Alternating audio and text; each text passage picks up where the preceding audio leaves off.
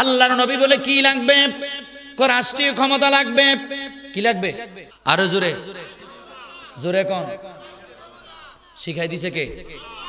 আরো জোরে। তো কিছুদিন আগে একজন যে কইল যে কোরআনে কোনো রাজনীতি নাই, ইসলামে কোনো রাজনীতি, রাজনীতির সাথে কোরআনের কোনো সম্পর্ক। খুব ভালো করে বুঝবেন, আমি আপনাদেরকে দোষারোপ করছি না, আপনাদেরকে সংশোধনের জন্য বলছি। যদি না জেনে বলে থাকেন জানার চেষ্টা করেন, আল্লাহর কাছে মাফ চান। আর যদি জানার পরও শয়তানি করেন তাহলে তওবা করা ছাড়া আল্লাহ মাফ করবে না। আওয়াজ করে বলেন ঠিক কিনা? আবারও বলছি বুঝার জন্য, নবী 40 বছর মক্কায়, 13 বছর ইসলামের দাওয়াত দিল, টোটাল 53 বছর। কাবা শরীফ থেকে একটা মূর্তিও সরাইতে পারে নাই। আচ্ছা, বাংলাদেশে কি পীর আর খানকার সংখ্যা কি কম না বেশি? আলেম ওলামা, মসজিদ, মাদ্রাসা, এই তো মসজিদ, এই ফাঁসেই কৃষি ব্যাংক, রূপালী ব্যাংক, সোনালী ব্যাংক, জনতা ব্যাংক, সুদের ব্যাংক, হাসানা মিশা, এই তো কামিল মাদ্রাসা, এই তো পাশে দাওরায়ে হাদিস মাদ্রাসা, এই তো এলাকার স্বনামধন্য পীর সাহেব, যিনি ফু দিয়া পানি পুকুরে ফানাইলে আগুন ধরে যায়, এরকম পাওয়ারফুল পীর, আল্লাহর ওলি, রাস্তা দিয়ে হাঁটে। কিন্তু উনি যেই রাস্তা দিয়ে হাঁটে এটার পাশে সুদের কারখানা, ব্যাংক, বিমা, মাল্টিপারপাস, সব পরিবর্তন হয়। আমি যা শুনেছি যে পশ্চিম পাকিস্তানে জিনিসের দাম ছিল একরকম, আর আমাদের দেশে জিনিসের দাম ছিল বেশি। এই দেশে জিনিস উৎপাদন হইতো, ওনারা কম দামে খাইতো, আর আমরা বেশি দামে কিনতে হতো।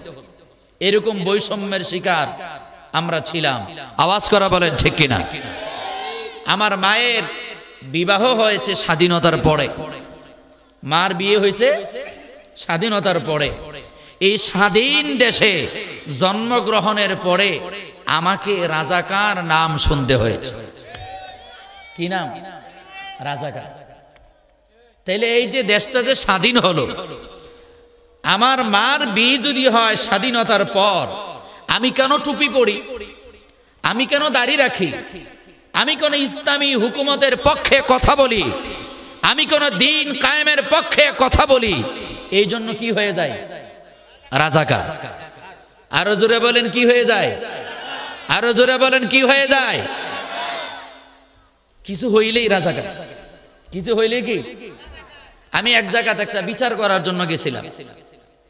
অত্র ভদ্রলোক আমার বাসার পাশে, ওই ভদ্রলোকের বউ আর আমার মা একসাথে মক্তবে পড়ছে। ঘটনাক্রমে আমার বাচ্চার ডেলিভারির সময় ওনার ওয়াইফ দায়ী মহিলা হিসাবে কাজ করছে। ওনার বড় ছেলে মাকে মারতে যায় বারবার, তো আমাকে ওখানে নিছে। নেওয়ার পর তো ছেলে ওই যে গেল গজবি দল যেটা পালাইছে, ওই দলের অনুসারী ছিল, তো আমার নিচে বিচার করার জন্য। তা আমি গেলাম, সে হুট করে গালি দিল, রাজাকারের, এই রাজাকাররা নিয়ে আনছে আমার বিচার করার জন্য। আমার মার বিয়ে হয়েছে স্বাধীনতার পর, কিন্তু আমি কি হয়ে গেলাম? রাজাকার। দেশটাকে এই জন্য স্বাধীন করা হয়েছে, এই জোরে বলেন, এই জন্য স্বাধীন করা হয়েছে। ধর্ম নিরপেক্ষতার নামে ধর্মহীনতা, অথবা যারা ধর্মের পক্ষে কথা বলে, যারা ধর্মের আলোকে নিজের ব্যক্তিগত জীবন, পারিবারিক জীবন, সামাজিক জীবন, রাষ্ট্রীয় জীবন, রাজনৈতিক জীবনকে সুন্দর করতে চায়, তাদেরকে রাজাকারের তকমা দিয়ে, তাদেরকে লাঞ্ছিত, অপমানিত, বঞ্চিত, বৈষম্যর শিকার করে ফাঁসির কাস্টে পর্যন্ত ঝুলিয়েছে। আওয়াজ করা বলেন ঠিক কিনা? দেশটাকে আসলে এই জন্য স্বাধীন করা হয়েছিল। বৈষম্য ছিল, বৈষম্য। তারা কিন্তু জিনিসপত্র এক দামে, আমাদের দেশের তারা কিন্তু আরেক দামে। ওই দেশের পশ্চিম পাকিস্তানের মানুষ চাকরি পাইতো বেশি, আমাদের এলাকার মানুষ চাকরি পাইতো কম, নানানভাবে বৈষম্যের শিকার ছিল। আবার ভোট, শেখ মুজিবুর রহমান ভোট পাইছে বেশি, উনি ভোট পাইল কম, উনারা ক্ষমতা না দিয়া আবার বৈষম্যের শিকার করলো।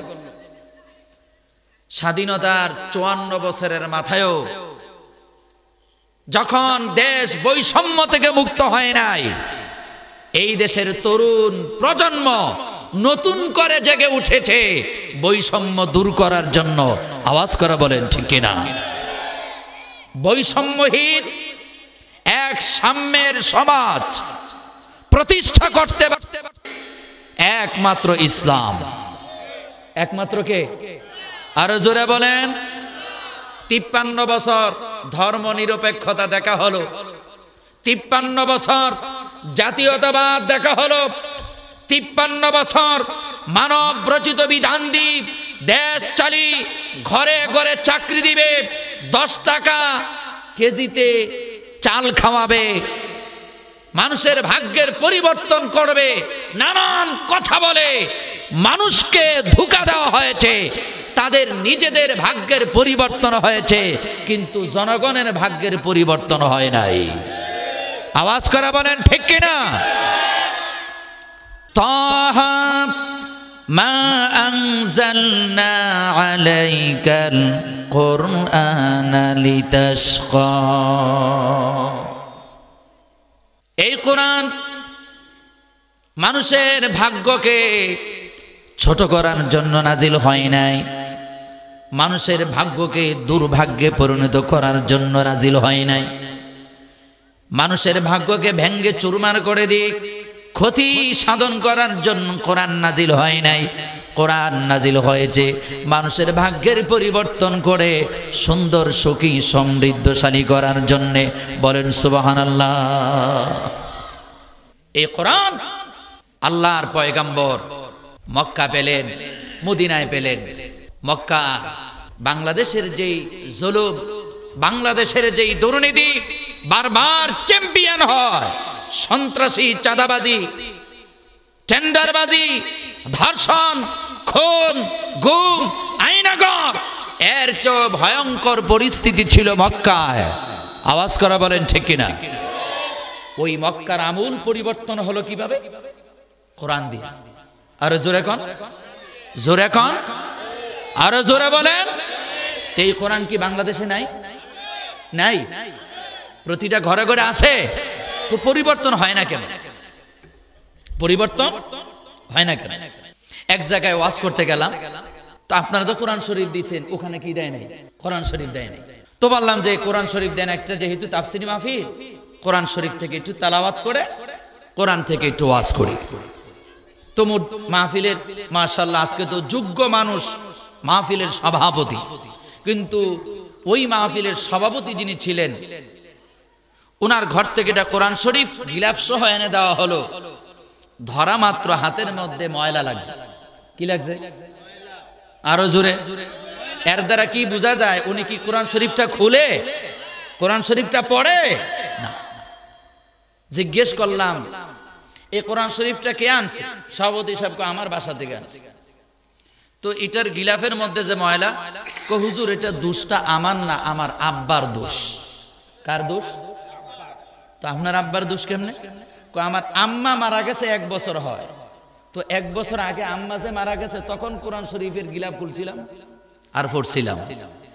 গত 1 বছর ধরে আব্বার অসুখও হয় না, মরেও না,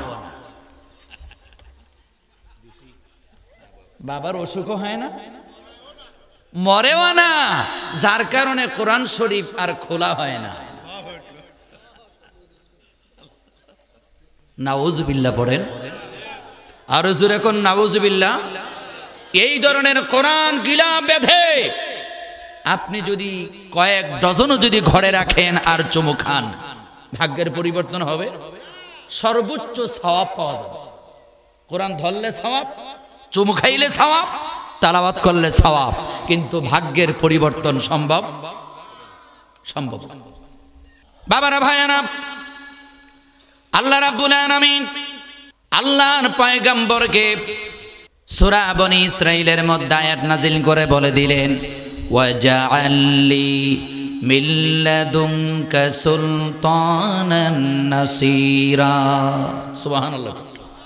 আল্লাহর নবী গো, আল্লাহ তাআলা 13 বছর পার হয়ে গেল মক্কার জমিনে, ইসলামের দাওয়াত দেই, কালিমার দাওয়াত দেই, কাবা শরীফ তেলাওয়াত করে একটা মূর্তিও সরাইতে পারি নাই, একটা মূর্তিও সরাইতে পারি নাই। কয় বছর দাওয়াত দিছে? আরো জোরে জোরে কোন?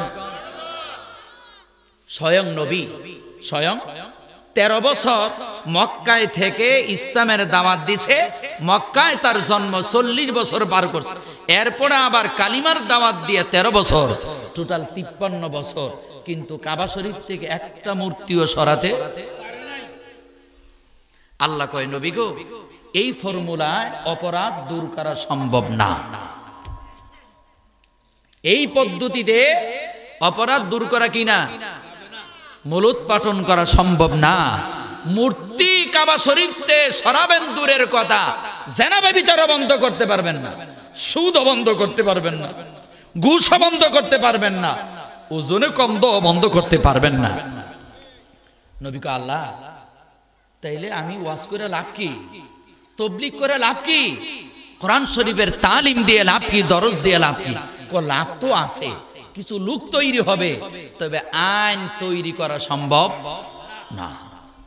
তখন নবী কয়, ইয়া আল্লাহ, তাইলে আমি তো চাই, তুমি তো আমাকে পাঠিয়েছো, ওয়াল্লাযী আরসালা রাসূলাহু বিল হুদা ওয়া দীনিল হক লিইয়ুযহিরাহু আলাদ-দীনি কুল্লি, সমস্ত ভ্রান্ত মতাদর্শের উপরে তোমার পক্ষ থেকে মানব জাতির জন্য উপহার স্বরূপ দেয়া একমাত্র মনোনীত জীবন ব্যবস্থা ইসলামকে বিজয়ী করার জন্য। ও আল্লাহ, তাহলে ইসলামকে বিজয় করব কিভাবে?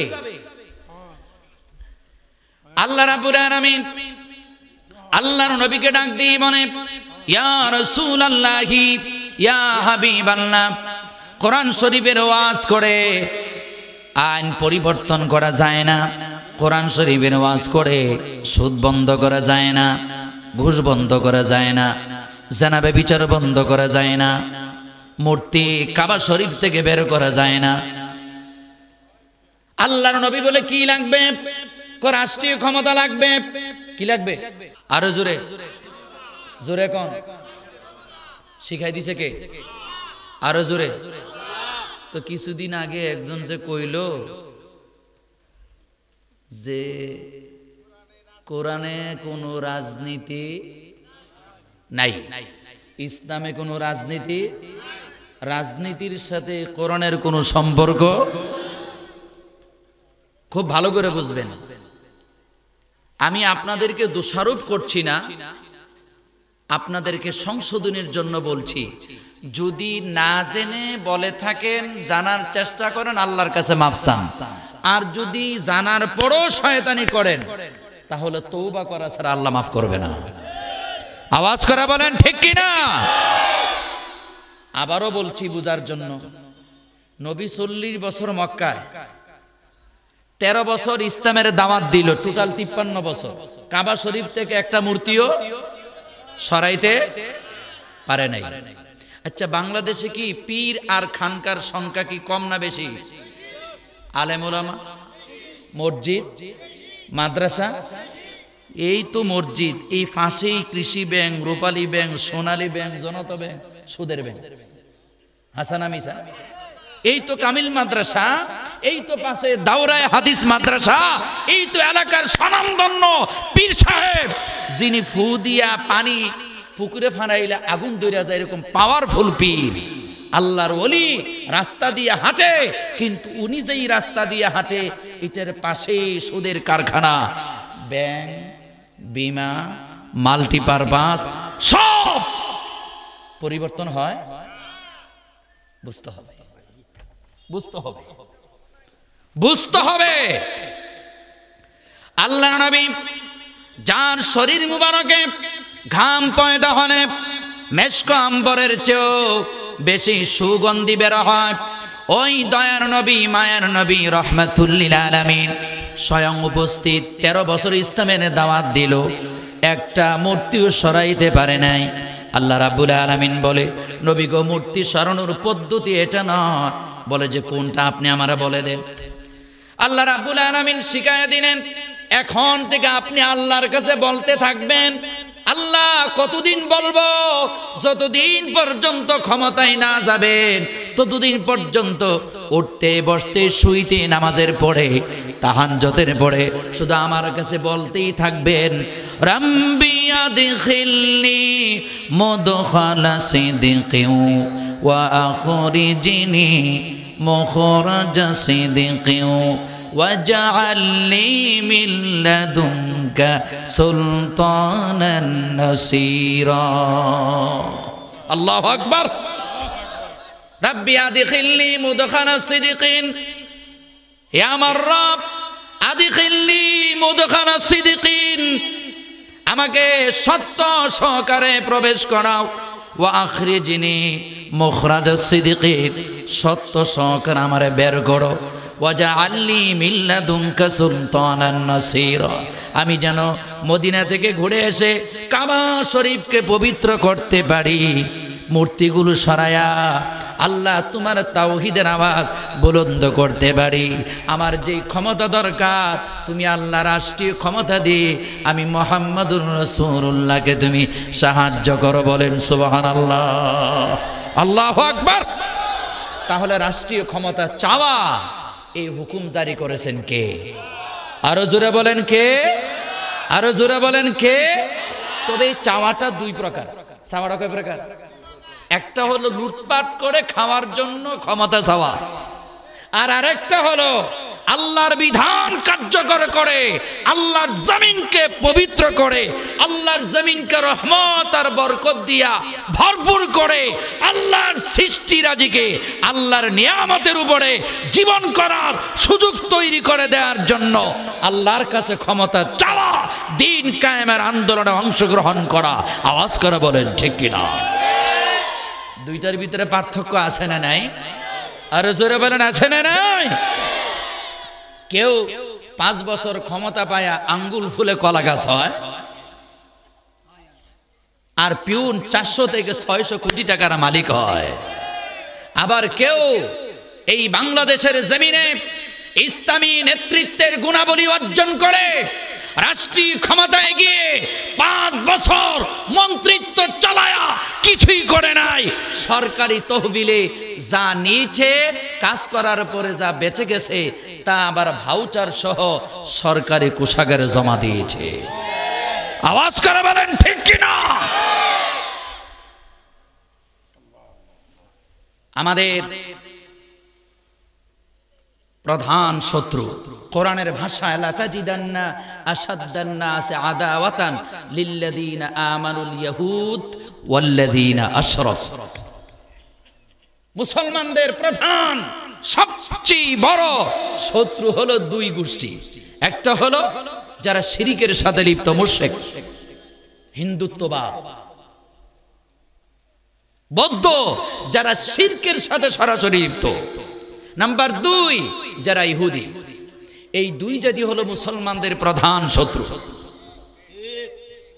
তারা চিন্তা করে দেখছে যেই কোনো ভাবে হোক তারা পরীক্ষায় কিন্তু পাশ করছে, ক্ষমতা গিয়া 5 বছর ক্ষমতায় ছিল, তারা এই জাতিকে প্রমাণ করেছে তারা ক্ষমতায় গেলে দুর্নীতি করবে না। বঙ্গবন্ধু স্বপ্ন দেখেছিল বাংলা হবে সোনার বাংলা, কিন্তু তার তৈরি নেতাদেরকে দিয়া কর্মীদেরকে দিয়া সোনার বাংলা হয় নাই। হয়েছে? উনি থাকতেই বিশ্বাস করছে আমি যেই জিনিস তৈরি করছি এইগুলো দিয়ে সোনার বাংলা হবে না। কারণ ওনার এক ভক্ত, ওনার এক মুরিদ একবার ওনার কাছে কিছু সবজি লইয়া গেছে। কি লইয়া? দারোয়ান কয় কই যাও?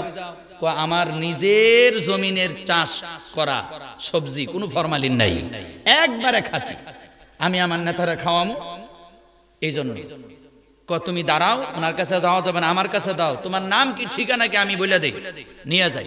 গিয়া কো স্যার আপনার অমুক ভক্ত আপনার এগুলো দিছে। তো শেখ মুজিবুর রহমান সাহেব মনে করছে ওই তো গরিব মানুষ, আমার কাছে দিলে আমি হয়তো 10 টাকার জায়গা 20 টাকা দেবো, 20 টাকার জায়গা 40 টাকা দেবো, কিছু টাকা পাওয়ার আশা এক তো নেতারা মহাব্বত করে খাওয়াবে, আবার কিছু টাকা পাওয়ার আশা হয়তো দিছে। সবজির দাম যত তার চেয়ে অনেক বেশি, 2-3 টাকার সবজি উনি 20 টাকা দিছে। যাও আমি তার সবজিগুলো রাখছি, খামু, এই কথাটা কইও। তারা বলল খুশি হইতে, আরে 20 টাকা তারা দিও। ওই দারোয়ান 2 তলা থেকে নিচ তলায় নামতে নামতে 20 টাকারে 10 টাকা পকেটে ঢুকাইছে, আর 10 টাকা কোথায় দিছে? এখন ওই লোকে কয়, আমি কি আমার নেতারে টাকার বিনিময়ে সবজি দিতে আসছি? কিসের টাকা? টাকা লো, আমি টাকা নিব না, আমি আমার স্যারের লগে দেখা করুন, স্যার কি লিগে আমার টাকা দিল, আমি তো টাকার বিনিময়ে সবজি দিতে আসি না।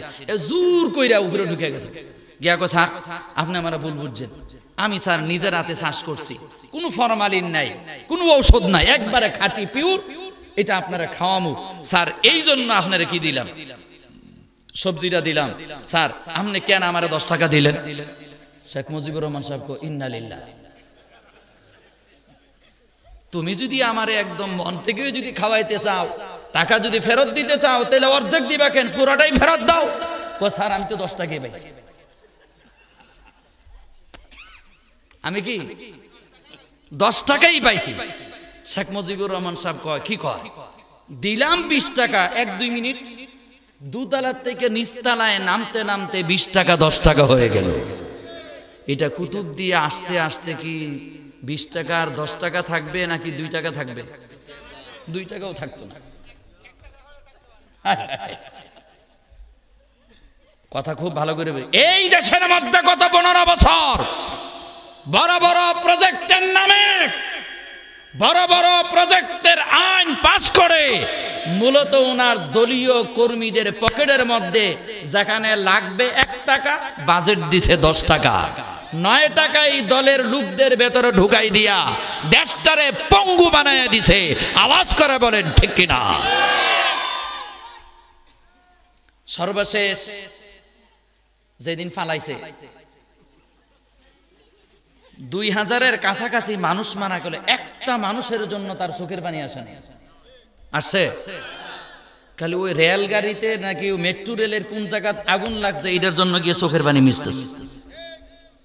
কথা ঠিক না বেঠিক? ওইটা পরিদর্শন কইরা কয় এখানেও কোটি টাকা লাগবে, মাত্র 22, যেখানে লাগবে আপনার কয়েকশো কোটি টাকার কথা বলছি, এটা ঠিক করতে লাগবে, সেই জায়গাতে মাত্র 22 লাখ টাকা দিয়া পুরা স্টেশন কি করে ফেলছে। ওইটার একদম মরণের ফটো, ওই আবার মেট্রো রেল দিয়েও ধান্দা করার তার স্বভাব ছিল। আওয়াজ করে বলেন ঠিক কিনা? আমার বাবারা ভাইয়েরা, এই দেশের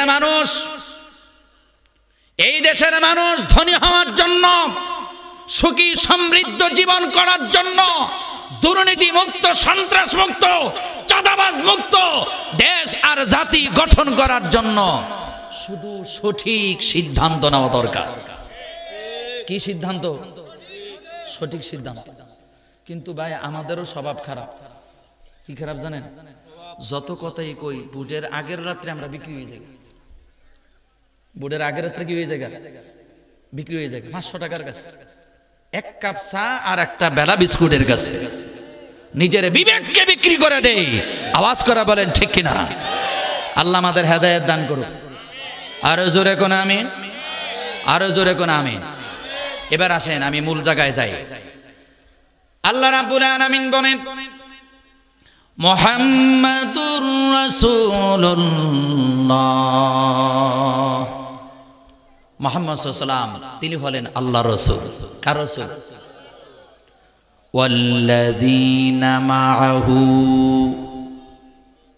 আর যারা তার সাথে আছেন, আল্লাহর পয়গম্বর এবং যারা তার সাথে আছেন, তাদের স্বভাব, তাদের চরিত্র, আশিদ্দাউ আলাল কুফার, কুফরি শক্তির মোকাবেলা 100% কঠিন। সুবহানাল্লাহ। আল্লাহর পয়গম্বরের স্বভাব, আদব এবং সাহাবায়ে কেরাম, খোলাফায়ে রাশিদিন, ওনাদের চরিত্র হলো, সিদ্ধান্ত হলো কুফরি শক্তির কাছে নরম দেখানো যাবে না। কুফরি শক্তির মোকাবেলায় 100 কি কঠিন। এই কুফরি শক্তির মোকাবেলা 100 কি কঠিন। গত 17 বছর আমরা ছিলাম কুফরি শক্তির কাছে মাথা নত। কুফরি শক্তির কাছে কি মাথা নত।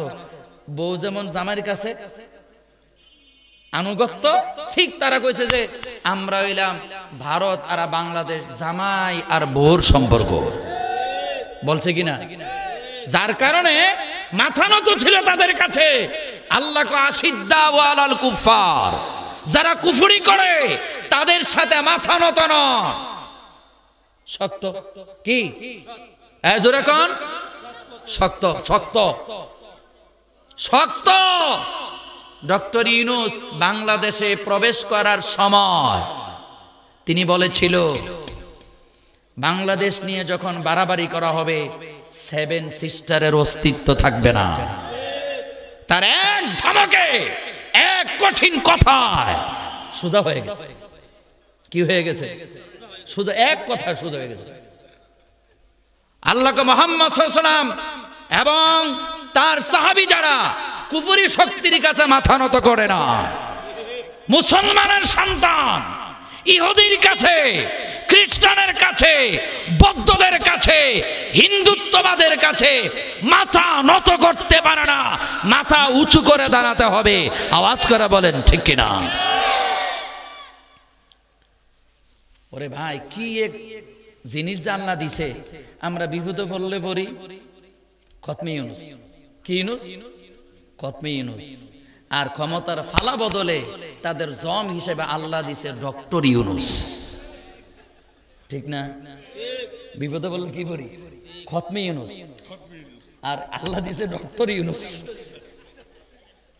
মানে এক খতমে ইউনূস আর ডক্টর ইউনূস, এই নামের কারণে তাদের ঘুম হচ্ছে না। আওয়াজ করে বলেন ঠিক কিনা? আরো জোরে বলেন ঠিক কিনা? এই দেশকে পঙ্গু করে রাখার জন্য 57 জন সেনাবাহিনীর অফিসারকে হত্যা করেছে ভারতের প্রেসক্রিপশনে, শুধুমাত্র দেশটাকে দুর্বল করে দেশটাকে চুষে চুষে খাওয়ার জন্য। করছে কিনা?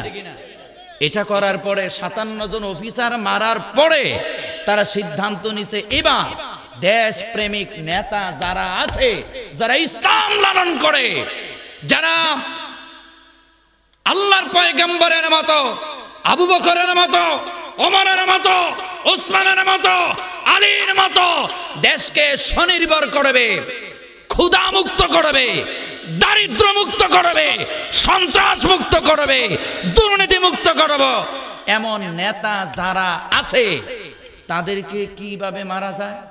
হ্যাঁ, তারা দুইজনে জামাই বউ মিল্লা বুদ্ধি করতে করতে করতে করতে মীমাংসিত ইস্যু, যুদ্ধ অপরাধের মামলা বঙ্গবন্ধু মীমাংসা করে গেছে। ওই মীমাংসিত ইস্যুকে সামনে এনে জামাই বউ বুদ্ধি কইরা শুধু ক্ষমতায় থেকে ভারতকে সুবিধা দেওয়ার জন্য এই দেশের পরীক্ষিত দেশপ্রেমিক, ইসলাম প্রেমিক, যাদের দ্বারা আবু বকরের মতো, ওমরের মতো, ওসমানের মতো, আলীর মতো দেশ সুবিধা পাবে, দুর্নীতি মুক্ত হবে, সন্ত্রাস মুক্ত হবে, চাঁদাবাজ মুক্ত হবে, এই নেতাগুলোকে ফাঁসির কাস্টে ঝুলায়া আল্লাহর জমিন থেকে বিদায় করেছে। আওয়াজ করে বলেন ঠিক কিনা? আমার বাবারা, আমার ভাইয়ারা, আল্লাহ রাব্বুল আলামিন এই কথাগুলো কোরআন শরীফের মধ্যে বলেছেন, ওয়ালা তাহসাবান্নাল্লাহা গাফিলান আম্মা ইয়ামালুজ জালিমুন। এই বাংলাদেশের জনগণ, তোমরা কিছুই করতে পারো নাই। নামাজ পড়ে রোজা রেখে কেঁদেছ, কিছুই করতে পারো নাই। তোমরা মনে করেছ আল্লাহ কেন দোয়া কবুল করে না, আল্লাহ দেখে না কেন, আল্লাহ দেখে না কেন? আল্লাহ কো বান্দারে আমি দেখি, আমি গাফেল না, আমি খবর রাখি। তবে শুনে রাখো, তারা কতটুকু বাড়তে পারে আমি শুধু দেখতেছি। আমি আল্লাহ এমন একটা ব্যবস্থা করতেছি, এমন একটা ব্যবস্থা করতেছি, তোমরা আশ্চর্য হবা। এমন একটা ঘটনা আমি ঘটাইয়া দিব, তোমরা আশ্চর্য হবা। অপেক্ষা করো। এবার আমরা বলি আল্লাহ আপনি কি করবেন?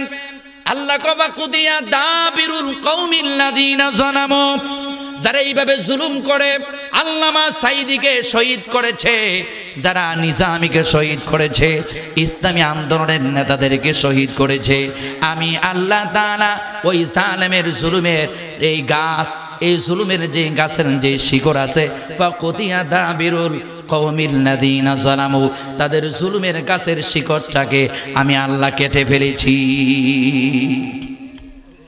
আল্লাহ রাব্বুল আলামিন বলেন, খুব ভালো করে শুনেন, এটা কোন সময়ে বোঝা যাবে? আল্লাহ ডাক দিয়ে বলে, আমার বান্দাদের ভিতরে বাংলার জমিনে আমার একটা প্রিয় বন্ধু আছে, যার নাম হলো আল্লামা সাঈদী। জোরে বলেন, তার নাম কি? আল্লামা সাঈদী। আমার ওই আল্লামা সাঈদী নামে আমার একটা বন্ধু আছে, আমার একটা ওলি আছে। তোমরা তারে রাজাকার বানাইছো, আমি আল্লাহ তারে বন্ধু বানাইছি। মান আদালি ওয়ালিয়ান ফাকাদ আযানতুহু বিল হারবি, যে আমার বন্ধুর সাথে দুশমনি করে আমি আল্লাহ তাআলা নিজ দায়িত্বে তার সাথে যুদ্ধ ঘোষণা করি। তোমরা আইন করে দুশমনি করেছ, আমি আল্লাহ তোমাদের বিরুদ্ধে যুদ্ধের ঘোষণা দিলাম, তোমাদের শিকড়টা কেটে দিলাম। আমার এই বন্ধু কি বলে আমি একটু শুনি। আল্লাহর এই বন্ধু, আল্লাহর এই বন্ধু, আল্লাহর এই ওলি আল্লামা সাঈদী কোরআনের বাকি তাফসীর মাহফিলের মধ্যে বলেছিল, জুলুম বন্ধ করো, জুলুম বন্ধ করো, যদি বন্ধ না করো আল্লাহ রাব্বুল আলামিন তোমাদের কেমন বিপদের মধ্যে ফেলবে। এই দেশের জনগণ যখন রুখে দাঁড়াবে, গাছের গোড়া দিয়ে যখন ধাক্কা দিবে, মামুর বাড়ির দিল্লি গিয়ে পড়বা, আল্লাহ গো আমার ফেরেশতারা রে, আমার বান্দা মুখ দিয়া গাছের কথা কইছে, আমি গাছের শিকড়টা কেটে দিলাম। আমি সময় করে সবগুলো জনতার একসাথে করে গাছের গোড়া ধরে ধাক্কা দেওয়ার একটা ব্যবস্থা করে দিব। পাকিস্তানের মধ্যে যেন গিয়া না পড়ে, লন্ডনে গিয়া যেন না পড়ে। মামুর বাড়ি দিল্লির কথা আল্লামা সাঈদী পবিত্র জবান দিয়া বলছে, যেদিন ঘটনা ঘটবে ওই দিন যেন ঠিকই মামুর বাড়ি দিল্লি গিয়া পড়ে। আল্লাহ তাআলা এইভাবেই কবুল করেছে। তাওহীদি জনতা, এই তরুণ প্রজন্ম যুবকেরা যখন ঐক্যবদ্ধ হয়ে গাছটার ধাক্কা দিছে, আল্লাহ শিকড়টা কেটে দিছে, এক ধাক্কা মামুর বাড়ি দিল্লি গিয়া পড়ছে। আওয়াজ করে বলেন ঠিক কিনা? কথাটা কি আমার না আল্লাহ? আরো জোরে কোন কার? আরো জোরে বলেন কার? আমার বাবার, আমার ভাইয়েরা, আল্লাহ রাব্বুল আলামিন আল্লাহর পয়গম্বরকে পাঠালেন। আল্লাহর পয়গম্বর আল্লাহর ডাক দিয়ে বলে, ওয়াজআলনি মিন লাদুনকা সুলতানান নাসীরা, আল্লাহ তাআলা আমার রাষ্ট্রীয় ক্ষমতা দাও, যেই ক্ষমতা পাওয়ার পরে আমি কাবা শরীফ থেকে ৩৬০ মূর্তি বের করে তোমার ঘরটার আমি পবিত্র করতে পারবো। আল্লাহ তাআলা দোয়া কবুল করেছে। দোয়া কবুল করে নবীরে মদিনায় পাঠাইছে। মদিনার মধ্যে লক্ষ লক্ষ মানুষ যখন মুসলমান হয়ে গেল, আল্লাহর পয়গম্বর এবার রওনা দিয়েছে। খুব ভালো করে শুনেন, আল্লাহর নবী রাহমাতুল লিল আলামিন এবার মক্কার দিকে রওনা দিল। বিজয়ের প্রারম্ভে আল্লাহ তাআলা সূরা নসর নাজিল করলেন। আমার সঙ্গে পড়ে, ইযা জাআ নাসরুল্লাহি ওয়াল ফাতহু ওয়া রাআইতান নাসা ইয়াদখুলুনা ফি দীনিল্লাহি আফওয়াজা। আল্লাহ বলেন, যখন বিজয় আসবে, ইয়া রাসূলুল্লাহি, ইয়া হাবিবাল্লাহ, আপনি তখন দেখতে পাবেন দলে দলে মানুষ ইসলামের ছায়াতলে আশ্রয় নিচ্ছে। এই সূরা নাজিল হওয়ার পরে সমস্ত সাহাবীরা খুশি, আর আবু বকর কান্দে। সমস্ত সাহাবীরা আবু বকরকে ডাক দিয়ে বলে, ভাই আবু বকর, ইসলামের বিজয়ের কথা শুনলে খুশি লাগে, আপনি কেন কান্দেন? হযরত আবু বকর ডাক দিয়ে বলে, ইসলামের বিজয়ের কথা শুনলে আমারও খুশি লাগে, কিন্তু আল্লাহর নবী জিন্দা অবস্থায় যদি ইসলাম বিজয় হয়ে যায়, আল্লাহ তাআলা নবীর দুনিয়ার জমিনের মধ্যে আর রাখবে না। আমার নবী বিদায় হয়ে যাবে। তোমরা মনে করছো ইসলামের বিজয় হবে, আমিও বুঝি ইসলামের বিজয় হবে। ইসলামের বিজয় হবে ঠিক, আল্লাহ তাআলা আমার নবীকে ইসলাম বিজয়ের জন্য পাঠাইছে। ইসলাম যেদিন বিজয় হবে, আল্লাহ তাআলা নবীকে পৃথিবীতে রাখবে না। আমার দয়ার নবী, মায়ার নবী বিনে দুনিয়ার জমিনের মধ্যে আমি জীবন করতে পারবো না, এই জন্য আমি কান্দি। আল্লাহর নবী আবার রওনা দিলেন মক্কার দিকে। আল্লাহর নবী রাহমাতুল লিল আলামিন মক্কার দিকে যখন রওনা দিলেন, রাস্তার মধ্যে আসার পরে কাবা শরীফের থেকে কয়েক মাইল দূরে থাকা অবস্থায় আল্লাহর নবী সবাইকে বললেন তাবু বানাও।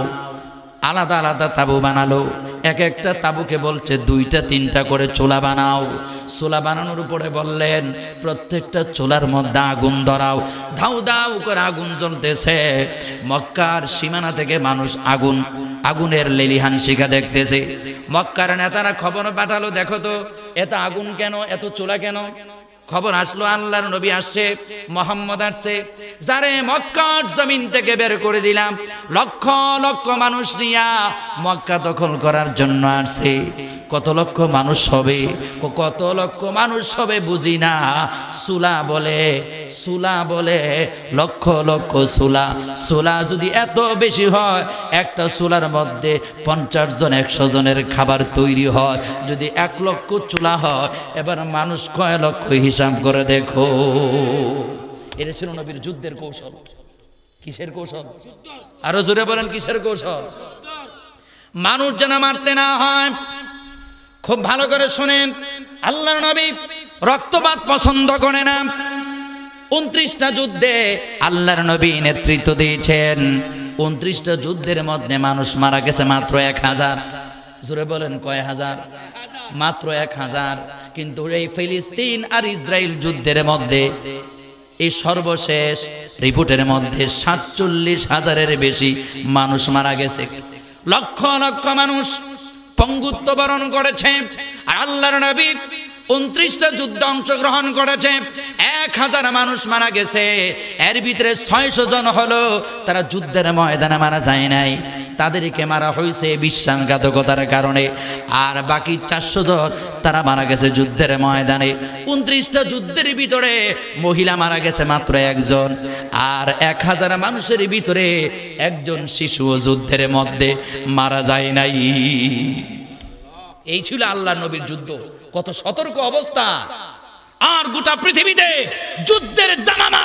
বাংলাদেশের জমিনে কোন যুদ্ধ নয়, জুলুম করে, মানুষের অধিকার হরণ করে, ব্যাংক লুটপাট করে, মানুষের জায়গা জমিন দখল করে, আইনাগর বানায়া গুম করে, খুন করে, মায়ের বুক খালি করে, স্ত্রীকে বিধবা করে, এই দেশের মানুষকে পঙ্গু করে, ক্ষমতা দখল করে, ভারতকে খুশি করার জন্য 2000-এর বেশি নারী, পুরুষ, যুবক, বৃদ্ধকে শহীদ করেছে। আওয়াজ করে বলেন ঠিক কিনা?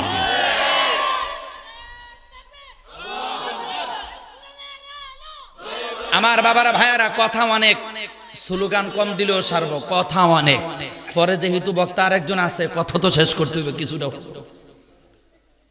স্লোগান দিয়েন ফাঁকে ফাঁকে, তবে আমার একটু কথা বলার সুযোগও দিয়ে দিবেন তো? দিবেন তো? দিবেন? ওয়াজ চলবে না বন্ধ করে দেব? ওয়াজ চলবে। আমার বাবারা ভাইয়েরা, আল্লাহর পয়গম্বর তাবু যতগুলো চুলা বানাইছে তার চেয়ে কয়েক গুণ চুলার মধ্যে দিছে আগুন ধরায়। মক্কার মানুষকে কিরে এত চুলা, তাহলে মানুষ কয়জন? একটা চুলার মধ্যে যদি একটা ডেক বসায়, এক ডেকের মধ্যে 100 জন 200 জনের খাবার হয়, তো চুলা যদি হয় এত লাখ, তাহলে মানুষ কয় লাখ?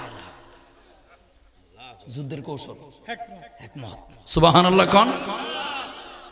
নবী কি মানুষ মারার বুদ্ধি করছে না বাঁচানোর বুদ্ধি করছে? তারা যাতে ভয়ে খালি কৌশলের কারণে যেন ক্ষমতা ছেড়ে দেয়। সুবহানাল্লাহ কোন? হ্যাঁ,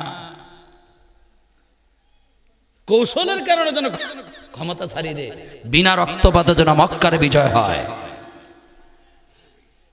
খবর গেল মক্কায়, সবাই রাস্তা ছেড়ে দিছে। কিছু কিছু নেতা নবীর কাছে আইসা কইছে, হুজুর আমি কি করলাম? আবু সুফিয়ান আইছে দৌড়া। তো আল্লাহ নবী কয়, যাও, তোমার ঘরে যারা ঢুকবে তারাও নিরাপদ, কাবা শরীফে যারা ঢুকবে তারাও, যারা বাধা দিবে না, অস্ত্র হাতে নিবে না, এমন নেতা যারা আছে তাদের ঘরে যারা ঢুকবে তারাও নিরাপদ। খালি 11 জন ব্যক্তির নাম আল্লাহ রসুল তার নাম, তার মা বাবার নাম সহ বলছে, তাদেরকে ক্ষমা করা হবে না। মক্কায় ঢুকছে, ক্ষমতা এখন কার হাতে? আল্লাহ নবীর হাতে। ইসলাম ক্ষমতা চলে গেছে। ইসলাম ক্ষমতায় আসতে দেরি, কাবা শরীফ থেকে ৩৬০টা মূর্তি ভেঙ্গে চুরমার করে বের করে কাবা শরীফ পবিত্র করতে দেরি হয় নাই। যা আল হাক্কু ওয়া যাহাকাল বাতিল ইন্নাল বাতিলা কানা যাহুকা। বলেন আল্লাহু আকবার। আমার বাবারা ভাইরা, তাইলে কাবা শরীফ থেকে মূর্তি সরাইতে গেলে কি লাগে? আইন লাগে। আর আইন করতে গেলে ক্ষমতা লাগে। কি ক্ষমতা? রাজনৈতিক ক্ষমতা। কি ক্ষমতা? আরো জোরে বলেন কি ক্ষমতা? আরো জোরে বলেন কি ক্ষমতা? তাহলে ইসলামী রাজনীতি ক্ষমতা ছাড়া সুদের আইন বন্ধ করা কি সম্ভব? কারণ কত রাজনীতি তো ক্ষমতায় গেল, কিন্তু সুদ তো আরো ফাঁকাভুক্ত হলো। কিন্তু একবার সুদের ৩৬টা যে গুনাহ, একেবারে ছোট্ট গুনাহটার নাম হলো নিজের আপন মায়ের সাথে জেনা করা। খুশি হয়েছেন না বেজার হয়েছেন? এটা কি কারো দ্বারা সম্ভব? কারো দ্বারা সম্ভব? এমন পাপের ভিতরে আমরা লিপ্ত। এই পাপ থেকে যদি বাঁচতে চাই, তাহলে ইসলামকে ক্ষমতা নেওয়া ছাড়া এই পাপ থেকে বাঁচার কোনো পথ খোলা নাই। আওয়াজ করে বলেন ঠিক কিনা? আল্লাহ আমাদেরকে কবুল করুক। আরো জোরে কোন আমিন, আরো জোরে কোন আমিন। বাবারা বাবারা, আল্লাহর নবী ক্ষমতায় বসলেন। আল্লাহর নবী ইন্তেকাল করার পরে খলিফাতুর রাসূল সাল্লাল্লাহু আলাইহি সাল্লাম আবু বকর সিদ্দিক রাদিয়াল্লাহু আনহু ক্ষমতায় বসলেন। আলহামদুলিল্লাহ কোন? আল্লাহর নবীর খলিফা হযরত আবু বকর সিদ্দিক রাদিয়াল্লাহু আনহু তিনি ক্ষমতায় বসলেন। নামাজি না বেনামাজি? ইমামতি করতে পারে? এই জোরে কোন পারে? কিন্তু দুর্ভাগ্য, আমাদের দেশে এই পর্যন্ত যারা ক্ষমতায় গেছে, প্রেসিডেন্ট হয়েছে, প্রধানমন্ত্রী, একটা মানুষও ইমামতি করার যোগ্য ছিল না। ছিল? তাহলে আমাদের দোষ আছে না নাই? নাকি আমরা বেগুনা মাসুম? আমরা যদি ভোট না দিতাম, আমরা যদি ক্ষমতায় না পাঠাইতাম, তারা বসতে পারতো? দোষ আমাদের আছে তো? আচ্ছা, লাগাইছেন মান্দার গাছ, আশা করতেছেন আঙ্গুর ফল হবে? হবে? লাগাইছেন মান্দার গাছ আর আশা করতেছেন যদি আঙ্গুর ফল হইতো, আঙ্গুর ফল হইতো। সম্ভব?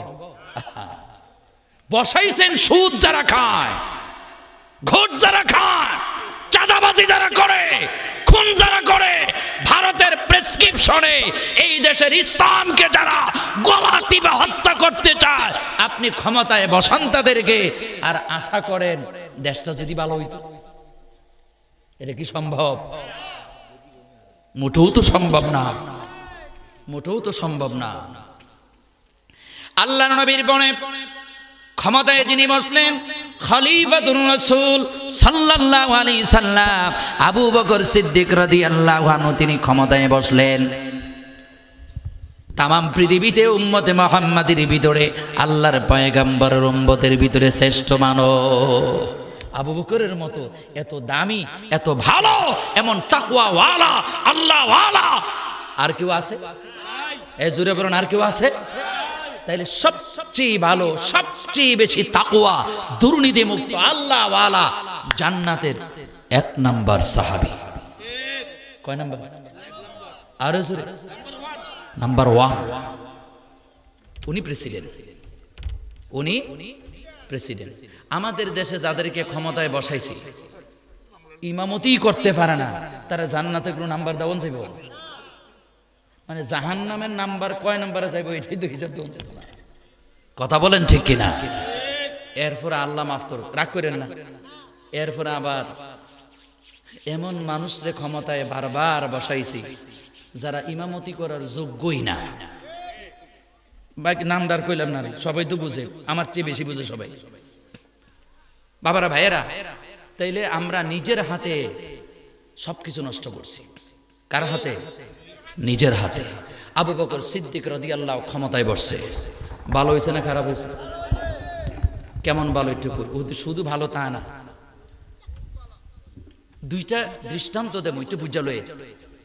আবু বকর যখন ক্ষমতা, উনার বাড়ির পাশে একটা মহিলা অসুস্থ, অমুসলিম। মুসলিম না অমুসলিম? আরো জোরে জোরে কান।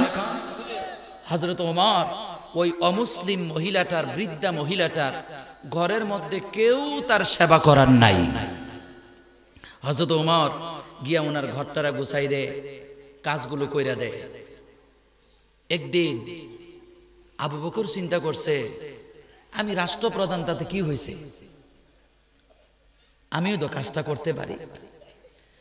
উমর যেই টাইমটাতে যায়, এর কয়েক ঘন্টা আগে মহিলা ছিল ঘুমে, হযরত আবু বকর খলিফাতুল মুসলিমিন উনি করছে কি, মহিলার ঘরের ভিতরে ঢুকে গেছে। ঢুকছে পরে মহিলা দেখছে, কয় আমি যে আইছি এটা উমর রে কইও না। ডেকগুলো ধুইছে, দেখছি বুঝেন তো, ডেক দেখছি, নিজের হাতে মাজি দিছে, ঘরটারে ঝাড়ু দিয়া দিছে। জিজ্ঞেসে আপনি কি খাইবেন, রুটি খাইবেন, গোশত খাইবেন, এগুলো তৈরি করে দিছে, খাওয়াইয়া দিছে, ওষুধ খাওয়াইয়া দিছে, কাপড়গুলো ধুইয়া দিছে, সবগুলো গুছাইয়া উমর যখন আসার টাইম, তার কিছুক্ষণ আগে খলিফাতুল মুসলিমিন আবু বকর সিদ্দিক রাদিয়াল্লাহু আনহু চুপ করে বের হয়ে গেছে। একটু পরে হযরত ওমর ঢুকছে, ঢুকে দেখে উনি যেই কাজগুলো রেগুলার করে সবগুলো কাজ করা। উনি চিন্তায় পড়ে গেছে, গা আমি গোপনে গোপনে কাজটা করি, আমার এই কাজটা করলো কেডা এই দেশে, এই মানুষটাকে যে আমার আগে এসে এই বৃদ্ধা মহিলার কাজটা কইরা দেয়। এবার হযরত ওমর চাপ দিল এই বৃদ্ধা মহিলারে, যে কেউ না জানেন, আপনি তো জানেন আপনার ঘরের কাজটা কে করছে। কোনা করছে তো আমি জানি, কিন্তু কখন যেত না, আমার নিষেধ করছে কখন দিকে, কোনা কই তুই, কই তুই, কন না একটু কন। অনেক কাকুতি মিনতি করার পরে বলল, খলিফাতুল মুসলিমিন, খলিফাতুল মুমিনিন, খলিফাতুর রাসূলিল্লাহি সাল্লাল্লাহু আলাইহি সাল্লাম আবু বকর সিদ্দিক রাদিয়াল্লাহু আনহু এসে আমার এই কাজটা সম্পাদন করেছেন। বলেন সুবহানাল্লাহ, আল্লাহু আকবার। আপনি কি চিন্তা করে দেখতে পারেন? আল্লাহু আকবার, আল্লাহ কি কয়।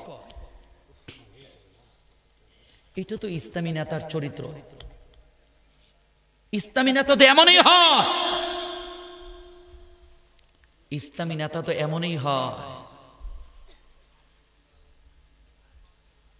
এই আবু বকর সিদ্দিক রাদিয়াল্লাহু আনহু যখন খলিফা, ওনার এই আমলে আরেকটা ঘটনা ঘটছে।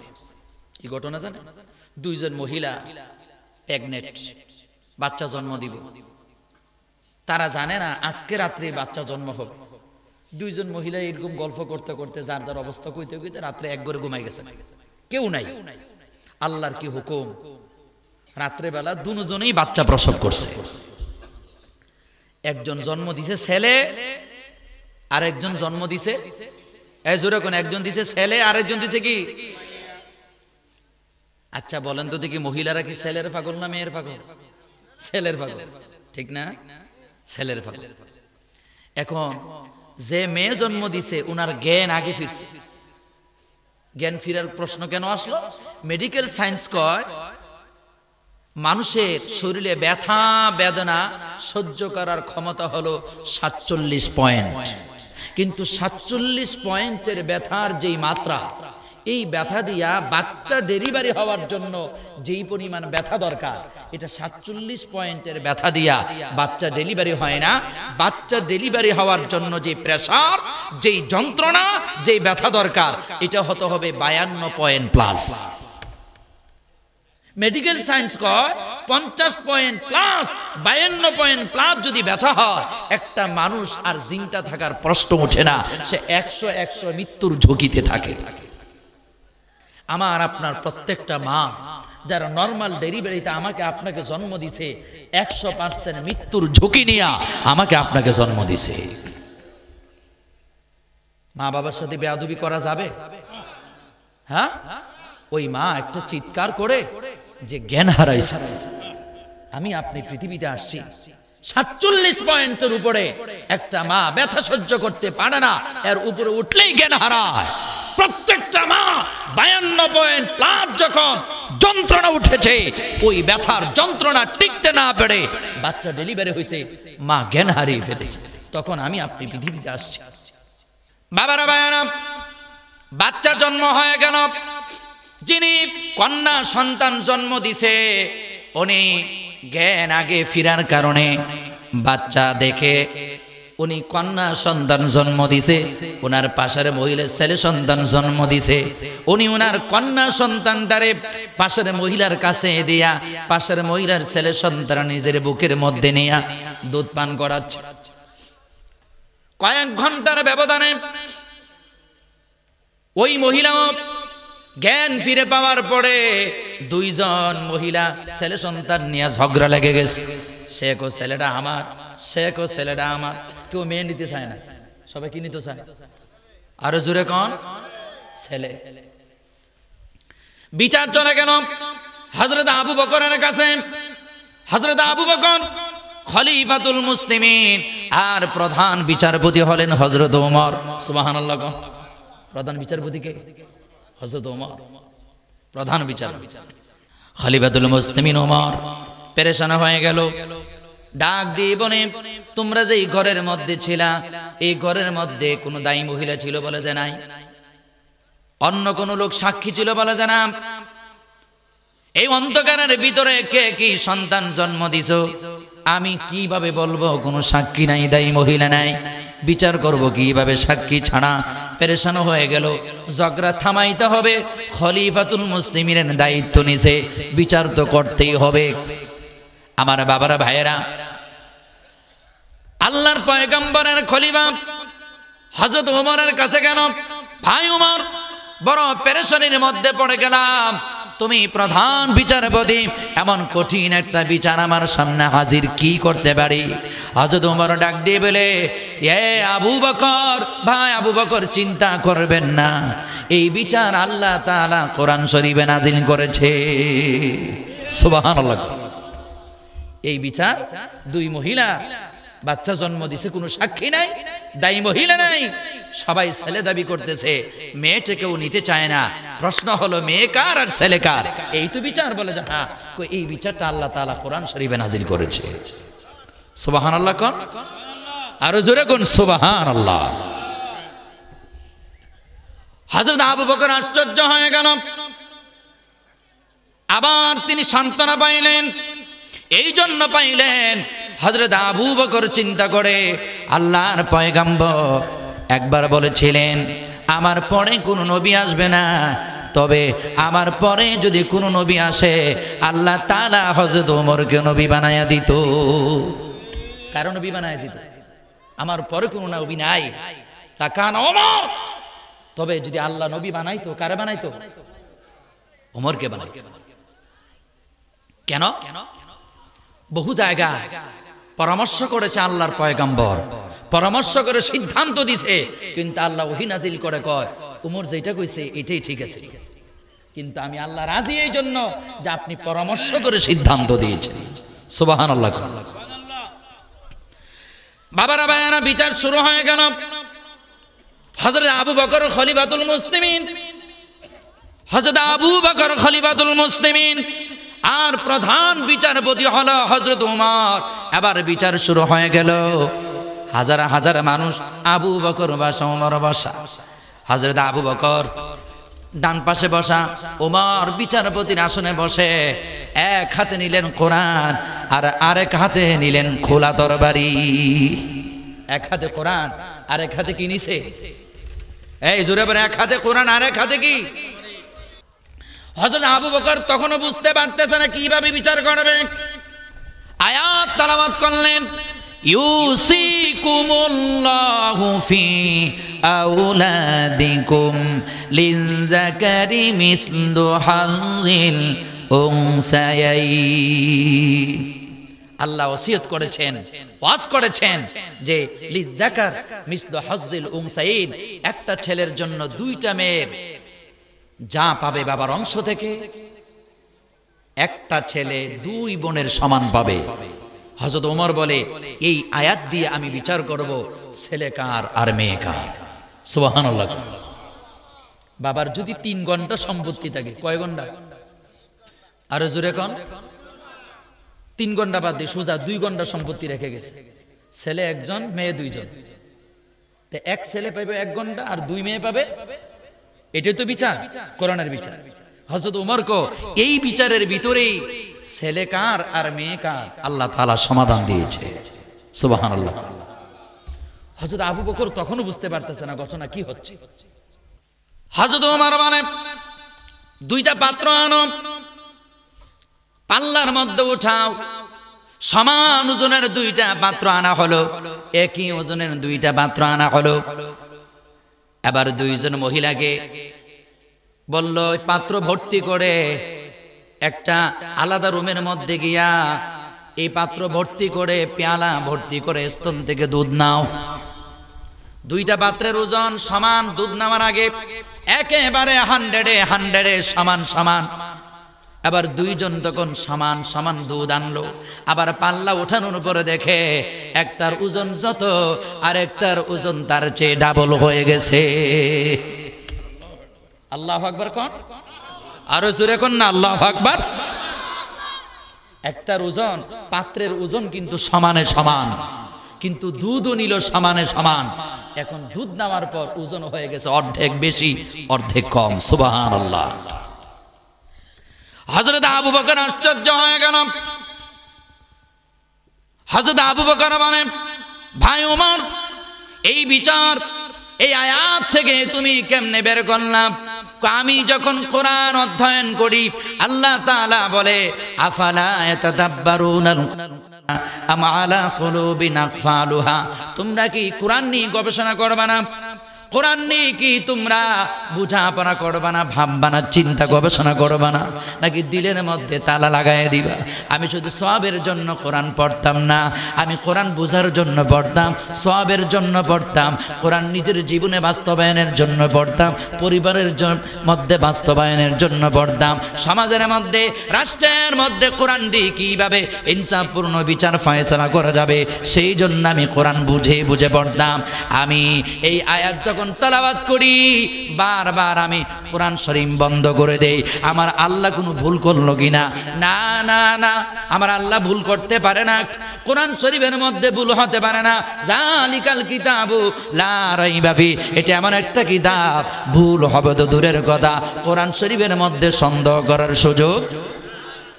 আমি টেনশনে পড়ে গেলাম, আমি ওমর বুঝতেছি না। ও আল্লাহ, তোমার এই আয়াত যেন আমি বুঝতে পারি। হঠাৎ করে আমার দিলের মধ্যে আসলো, হঠাৎ করে আমার দিলের মধ্যে আসলো আল্লাহ তাআলা ছেড়ে দিল ডাবল, মেয়ের দিল অর্ধেক। 2 জন মেয়ে পাবে যা, একটা ছেলে পাবে তা। আল্লাহ তাআলা এমনটা কেন করলেন? তখন আমি আমার স্ত্রীর দুধ নিয়ে আমি ওজন করলাম, আমার ছেলে যখন হলো, আমার মেয়ে যখন হলো, আমার অন্যান্য আপনজন আত্মীয় স্বজনের ভিতরে যাদের ছেলে হলো, যাদের মেয়ে হলো, কৌশল আমি তাদের দুধের ওজন করলাম। দুধের ওজন করে দেখি ছেলে হলে মায়ের দুধের ওজন বেশি হয়, আর মেয়ে কোন সন্তান যখন জন্ম হয় তখন মায়ের দুধের ওজনটা কম হয়ে যায়। বলেন সুবহানাল্লাহ। ছেলে হলে মায়ের দুধের ওজন কি হয়? বেশি হয়। এই জোরে কোন না কি হয়? আরো জোরে কোন কি হয়? বেশি হয়। আমার বাবারা, আমার ভাইরা, খুব ভালো করে শোনেন। এই হযরত ওমর কোরআন দিয়ে বিচার করেন, কোরআন বুঝে। এই কোরআনের ভিতরে আল্লাহ তাআলা চোরের বিচার, ডাকাতের বিচার, সন্ত্রাসের বিচার, জানাবে বিচারের বিচার, এমন কোনো বিচার নাই যেই কথাগুলো আল্লাহ তাআলা কোরআন শরীফে দেয় নাই। যেই কোরআন শরীফে বিচারের কথা আছে ওই কোরআন শরীফের মধ্যে রাজনীতি আছে না নাই? আরো জোরে বলেন আছে না নাই? জোরে বলেন আছে? আরো জোরে বলেন আছে? আমার বাবারা, ভাইয়ারা, তাহলে যারা ইসলামী রাজনীতি করে না, তারা কেন ইসলামকে ক্ষমতা নিতে চায় না? তারা জানে আমরা চুরি করার জন্য রাজনীতি করি।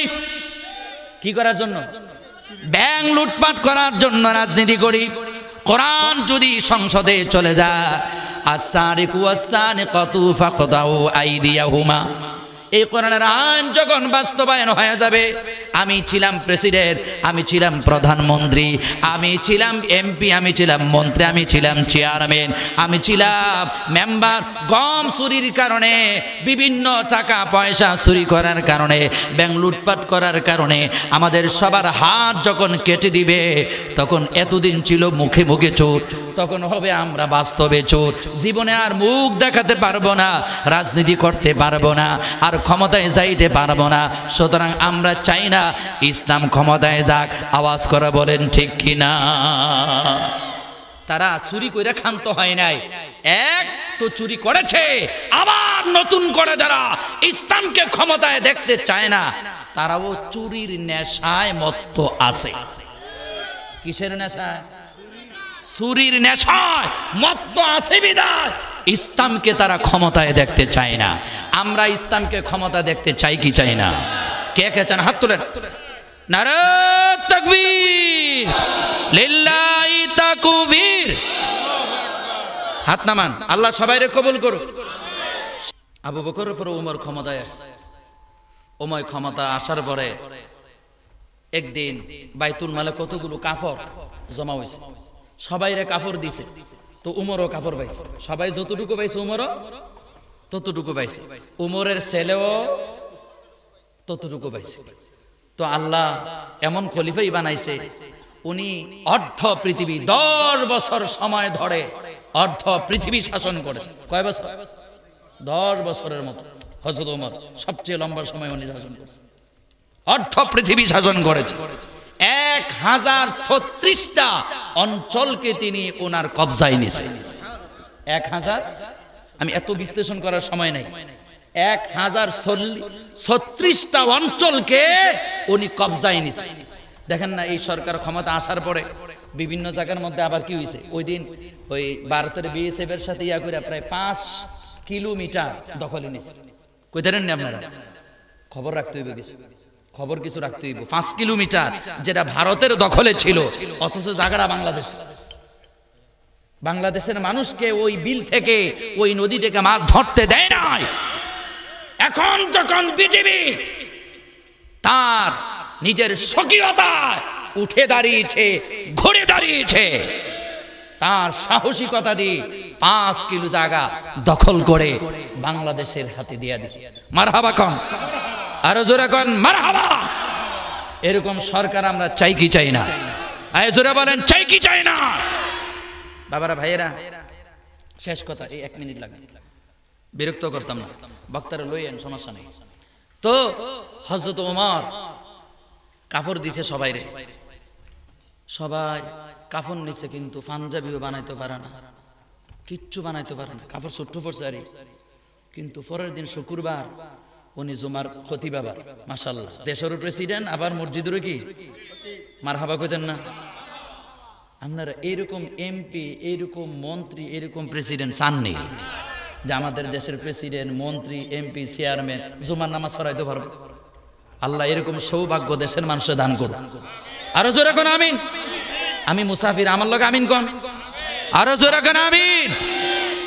যখন দাঁড়াইছে একজন মুসল্লি দাঁড়ায়, কো হুজুর আপনার কাছে আমার প্রশ্ন আছে। বলে যে কি? গত জুমা যে কাপড়টা আনছিলেন এটা দেওয়া ছিল পুরান, আজকে যে জুব্বাটা পরছেন নতুন নতুন লাগে। কহা নতুন হইতো, নতুন বানাইছে। কোন নতুন যে বানাইছেন, হারাম জিনিস গায়ে দিয়া নামাজ পড়ার তো নামাজ হইতো না। তো তোমার কাছে হারাম মনে হয়েছে কেরে? আপনার কাপড়ের যে কালার, আমি বাইতুল মাল থেকে যেটা পাইছি এটার কালার দুইটা তোর একই কালার। কহা একই। আমি যতটুকু পাইছি আপনিও তো এতটুকু পাইছেন। হ্যাঁ, এটাও ঠিক। তাহলে আমি দি আপনার মতো লম্বা কাপড় বানাইতাম পারছি না, আপনি বানালেন কেমনে?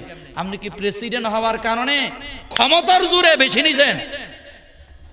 যদি ক্ষমতার জোরে যদি বেশি নিয়ে থাকেন, এটা তো হারাম।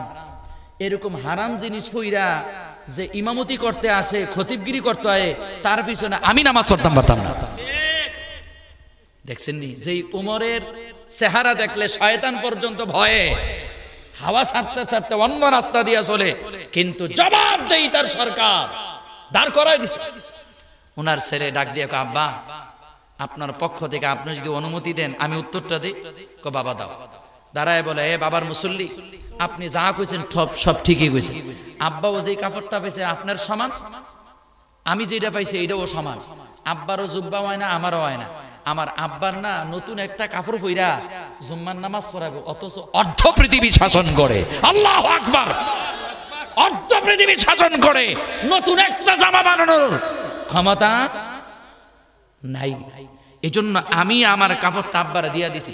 আমার কাপড় আব্বার কাপড়, দুইজনের কাপড় মিলায়া আব্বার একটা জুব্বা বানাই দিছি। এটা পইরা আব্বা জুমার নামাজ পড়াতে আসছে। আল্লাহু আকবার, আল্লাহু আকবার। ও বাবার মুসল্লি, আর কোনো অভিযোগ আছে? কোনা আমি সন্তুষ্ট হয়েছি। এবার যদি হযরত ওমর ইমামতি করে, ওনার পিছনে আমি নামাজ পড়তে পারবো। সুবহানাল্লাহ। খান, এটার নাম ইসলামী সরকার। এটার নাম কি সরকার? যার ভিতরে আল্লাহর ভয় আছে, যে ইসলামকে ক্ষমতায় বসাবে, এরকম সরকার আসলে আপনারা ঠকবেন না, জিতবেন। আপনারা চান এরকম সরকার? এই দেশের জন্য এমন একটা সরকারের প্রত্যাশা ব্যক্ত করে, আশা রেখে আপনাদের কাছে দোয়া আছে, এই আহ্বান রেখে এখানেই শেষ করছি। ওয়া আখিরু দাওয়ানা আনিল হামদুলিল্লাহি রাব্বিল আলামিন। আসসালামু আলাইকুম ওয়া রাহমাতুল্লাহি ওয়া বারাকাতুহু।